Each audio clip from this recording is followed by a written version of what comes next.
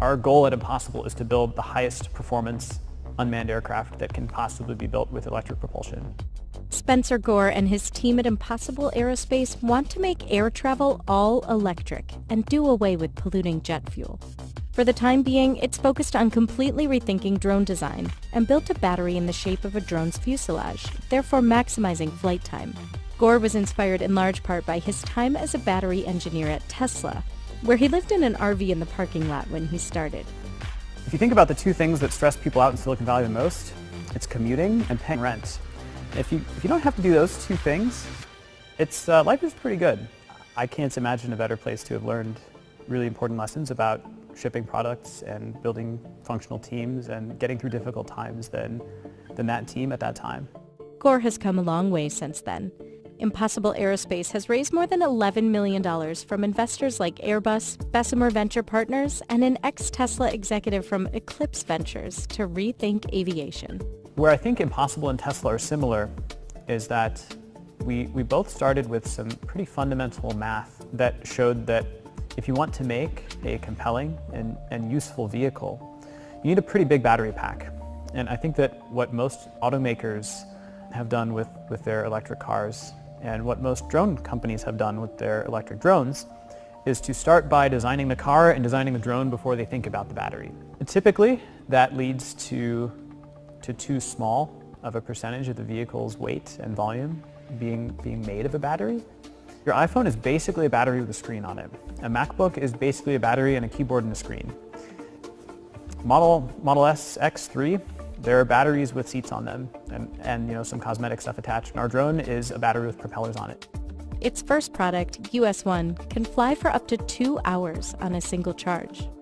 Just as Tesla had rethought how cars should be built from the ground up based on the physics, so had we for aircraft. Quite a bit more than half of the aircraft's mass is made of battery cells, and in fact the entire structure is one battery pack. US-1 is now available to first responders. It can fly in certain configurations up to 2 hours on a battery charge. And we also offer a configuration for first responders today that has a flight time of about 1 hour and 20 minutes that contains a ruggedized tactical enclosure, dual optical and thermal cameras. Drones have become a valuable tool for first responders, aiding police and firefighters with aerial operations.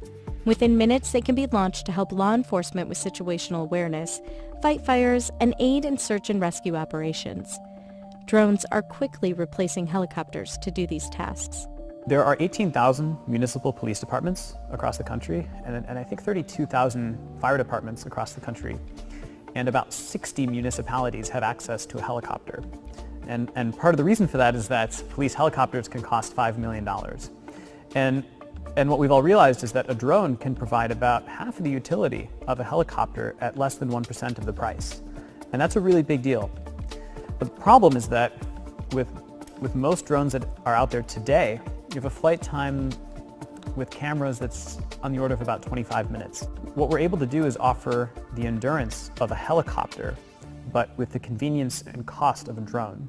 But the company's ambitions stretch far beyond drones for first responders. It is hoping to take the same engineering approach used for US-1 and apply it to aircraft. These drones are the world's first production electric aircraft, and they are direct predecessors to the aircraft that I think we'll be flying on in the future. Electricity from renewable sources can be very cheap, and in parts of the country it's ridiculously cheap. Like the Pacific Northwest, compared to jet fuel, flying will be a bargain. There are some really exciting options. I mean, we're really just scratching the surface with what is possible with this new propulsion paradigm. There are other companies working towards electric airplanes like Pipistrel and Eviation. But Gore says Impossible Aerospace plans to completely redesign the airplane. Are you building a battery that's flying, or are you trying to put batteries where they really don't belong?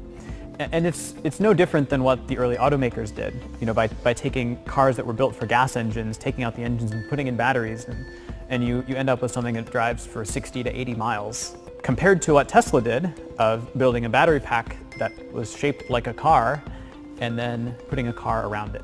And I think that Impossible's contribution is to really push the envelope of what is possible from a performance standpoint with electric propulsion to build battery electric aircraft that can compete with and substitute for conventionally fueled aircraft.